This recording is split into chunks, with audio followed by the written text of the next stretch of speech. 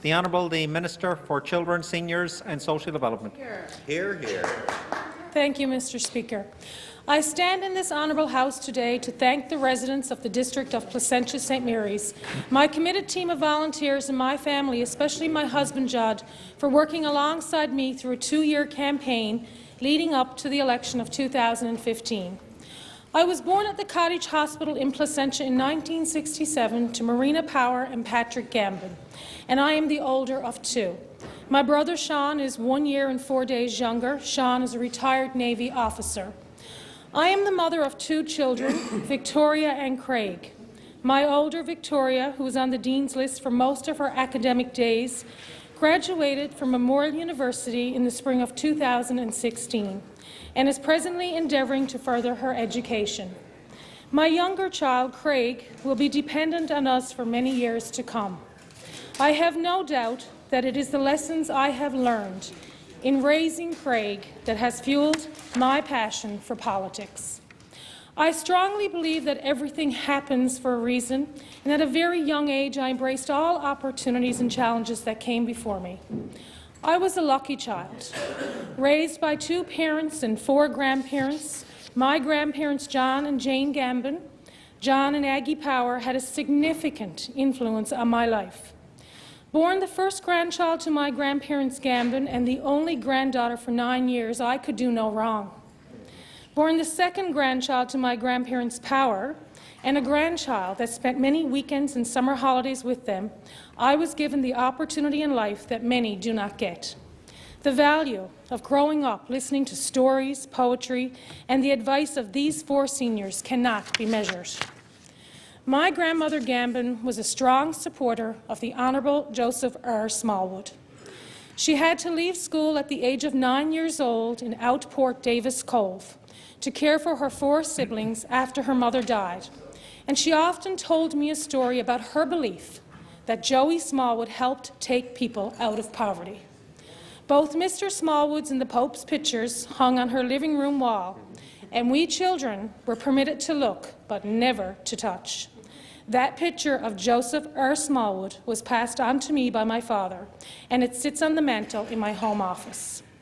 Both my grandfathers were quiet, unassuming men. My grandmother Power loved to read and was well versed in the wonders of the world.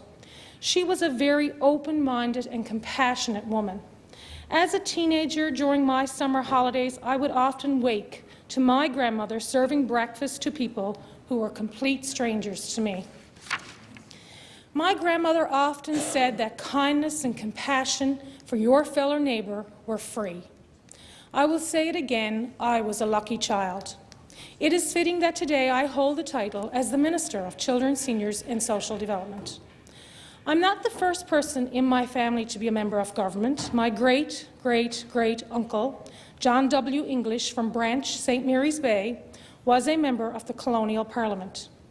My path to this honourable House was a lengthy one. I graduated from the General Hospital School of Nursing in 1990 and spent my nursing career as a neonatal nurse at the Charles A. Janeway in Pleasantville. My son, born in 1996, took me down the path of the world of autism. I educated myself in applied behavioral analysis to care for him. His diagnosis in combination with a work-related injury saw me at home with him for 10 years. In 2010, I found myself with an opportunity I could not refuse. I returned to the workforce as the Community Inclusion Coordinator and later became the Executive Director of the Newfoundland and Labrador Association for Community Living, an association that works for and on behalf of individuals with intellectual disabilities. I have never in my life worked at a job that I did not enjoy.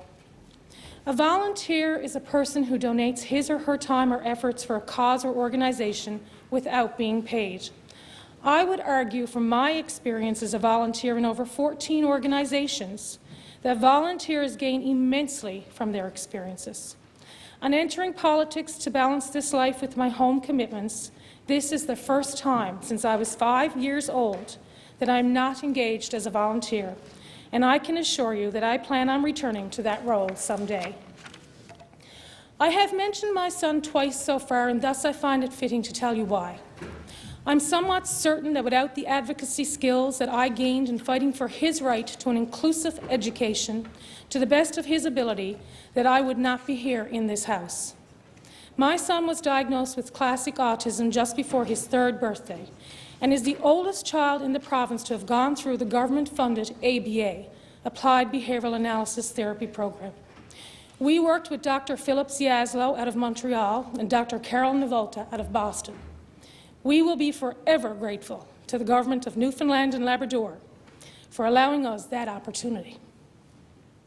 Our hope and plan is to assist him to move to St. John's with supports where he can continue to enjoy the skills he has acquired. He is a strong swimmer and loves music therapy. His memory to detail is amazing, and time spent with him is as good as any therapy. Time spent with him confirms what is truly important in life.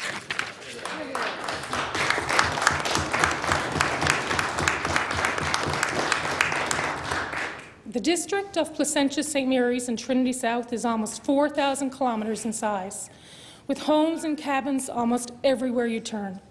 It boosts the richness of rural Newfoundland and Labrador on the doorsteps of urban St. John's. I will take you through a very quick tour of my district by starting you on the beach in St. Vincent's, watching the whales, travelling up through Riverhead past the Father Val Centre and on to the Salmonair Nature Park, where you will find animals, wild animals in need of rehabilitation. Next, we have Father Duffy's Well, turned back towards Collinet, where Rocky River boosts the beautiful waterfalls, as you continue on to my mother's hometown of Branch, and to Cape St. Mary's. Placentia, my hometown, has many features that make it a popular tourist attraction. It has a brand new, unique lift bridge. There are many archaeological sites, several excellent examples of late 19th century Newfoundland architecture, 3 museums, a National Historic Park, and one of the 2 marine Atlantic ferry links from Newfoundland to Nova Scotia via Argentia. Argentia, originally settled by the French in 1630, is today a commercial seaport and one of the fastest-growing industrial areas in Newfoundland and Labrador.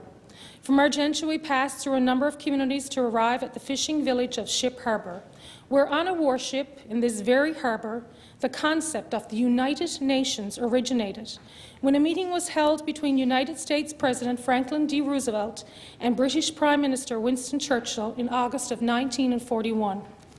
On to Markland, a growing farming community, and Whitburn, a vibrant regional service centre. Cross over the Trans-Canada Highway to the new area of the district of Placentia-St. Mary's, Trinity South. The Trinity South portion of the district boasts 9 communities rich in history and today in tourism. The Dildo area has a long history going back when maritime Indigenous people resided at Anderson's Cove. New Harbour in the past was a major shipbuilding centre, and Greens Harbour today is home to the beautiful Doctor's Inn and Spa. So as you can see, there is diversity in the district of Placentia-St. Mary's, but the fishery has been and remains one of the solid sources of income in all 3 bays that make up this district. However, we are not without our concerns and our issues, and the roads and all things connected to the roads in the district have been a great concern for me as the MHA. We need good infrastructure for residents and tourists, and I look forward to the way forward as we work as a government and with our federal partners to improve road infrastructure throughout this great province. There is a strong group of individuals advocating for a dialysis unit in Placentia, and as their MHA, I will continue to support them in their quest.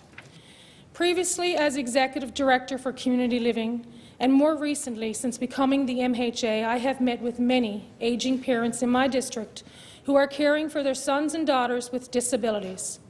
As this government moves towards individualized support funding and supported decision-making, I hope we can help them plan for their sons' and daughters' future. I am thankful and humbled for this opportunity in life, and once again I wish to thank my family and friends for their support, and to the residents of the district of Placentia-St. Mary's for their faith in me during these difficult times. I strongly believe we can work together for the betterment of our district. As Helen Keller said, "Alone we can do so little, together we can do so much." Thank you.